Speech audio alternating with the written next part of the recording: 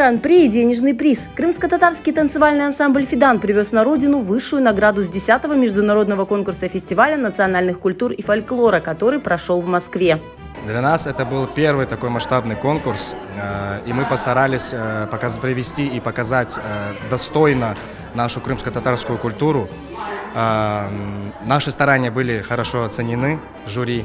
Bu seviyeden geçken son, bu yarışta iştirak etken son bizler için aslında bütün rehberler Fidan ansambli için yanı fikirler, yanı maksatlar açıldı.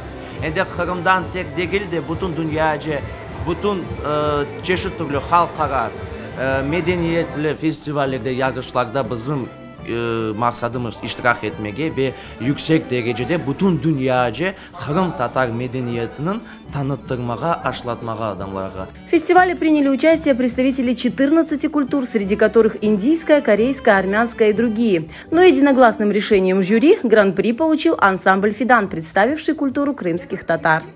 Заслужил гран-при, потому что они 3 в одном или 1 в 3.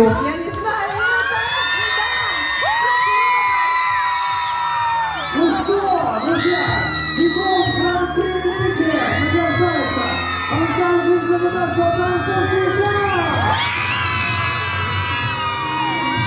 Кома, денежный приз, аплодисменты зала и первое личное счастье. Там было много талантливых коллективов, и мы не думали, что получим гран-при, но стали мы лучше всех. Я очень рад, что представлял свою культуру на международном конкурсе. Очень понравилось. Мы поехали туда в первый раз, и в первый раз забрали наш гран-при. Это наш результат с нашими OGLR и нашим ансамблем. На конкурс из Крыма поехали 60 воспитанников из 3 филиалов ансамбля «Фидан». Они представили 7 национальных танцев, среди которых были кезлев и учансуф хайтарма.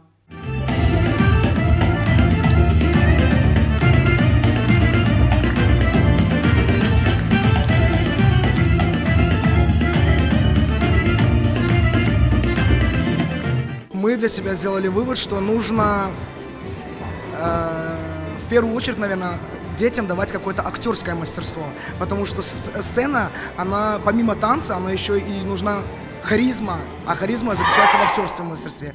Этот конкурс стал нам стимулом расширять свои горизонты, двигаться, работать дальше и воплощать свои идеи в реальность.